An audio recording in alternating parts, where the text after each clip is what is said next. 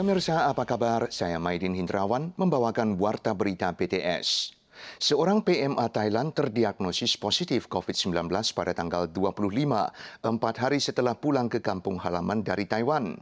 CICC telah melaksanakan tes swab PCR untuk 189 orang yang pernah kontak dekat. Hasilnya semuanya negatif. Thailand kini setuju untuk tes ulang PMA yang dinyatakan positif lemah itu. Hasil tes swab PCR 189 orang yang diduga pernah kontak dekat dengan PMA Thailand yang terdiagnosis positif COVID-19 sepulangnya ke kampung halaman semuanya menunjukkan negatif. Menurut Komandan CICC Chen Shizhong, pihak Thailand telah setuju untuk melakukan tes ulang karena hasil tes pertama PMA bersangkutan menunjukkan positif lemah. Dan CICC juga tengah mencari apakah masih ada kemungkinan kontak lain antara tanggal 18 dan 20 Juli melalui HP PMA tersebut. 18、19、20有去过的一个地方，那并没有大卖场。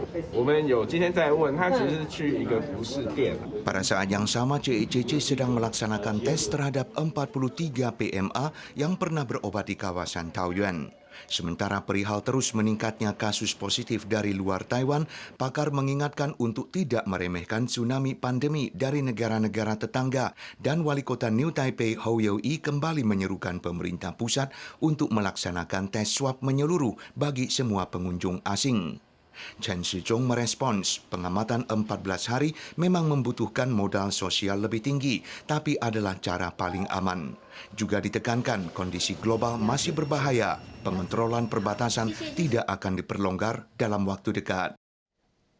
Anggota Kongres Amerika Serikat Ted Yoho mengajukan undang-undang pencegahan invasi Taiwan yang akan memberi kuasa pada Presiden Amerika untuk melindungi Taiwan dengan senjata pada saat Tiongkok berusaha menginvasi Taiwan. UU tersebut juga menyerukan kunjungan Presiden Amerika ke Taiwan dan diundangnya pemimpin Taiwan untuk menyampaikan pidato di Kongres Amerika. Anggota Kongres Amerika Serikat Ted Yoho mengajukan UU pencegahan invasi Taiwan pada tanggal 29, menetapkan 3 situasi yang memberi kuasa bagi Presiden Amerika untuk melindungi Taiwan dengan senjata, yakni Taiwan diserang langsung oleh tentara Tiongkok, Tiongkok menginvasi daerah kekuasaan Taiwan, dan terancamnya jiwa dan harta masyarakat Taiwan. UU tersebut juga meminta bahwa dalam kurun waktu 180 hari sejak mulai berlaku, Menhan, Menlu, dan petinggi lembaga terkait lain harus mengadakan dialog tahunan serta latihan militer gabungan, meningkatkan interaksi militer, serta kesempatan saling berkunjung antar pejabat tinggi dengan Taiwan dan negara berideologi serupa lain, dan mengundang pemimpin Taiwan menyampaikan pidato di Kongres. Ziarah haji tahunan resmi dimulai di Makkah 29 Juli. Terpengaruh pandemi, Arab Saudi hanya mengizinkan warganya sendiri dan orang asing yang berada di Saudi untuk ikut, dan skalanya juga diperkecil dari 2,5 juta menjadi hanya 10.000 orang. Selain itu, para jemaah harus dikarantina sebelum dan sesudah menunaikan ibadah haji. Mengantisipasi penyebaran pandemi, Arab Saudi memberlakukan sejumlah restriksi untuk ziarah haji tahun ini, antara lain hanya mengizinkan warga Saudi dan orang asing yang berada di Saudi untuk ikut, sementara skalanya diperkecil dari 2,5 juta menjadi hanya sekitar 10.000 orang.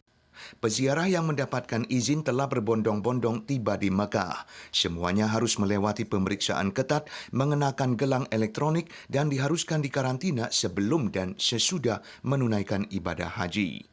Jemaah yang mengikuti wukuf di Arafah diharuskan mengenakan kartu identifikasi teknologi canggih yang terkoneksi dengan HP masing-masing agar jejak mereka bisa dipantau dan bantuan bisa diberikan pada waktunya.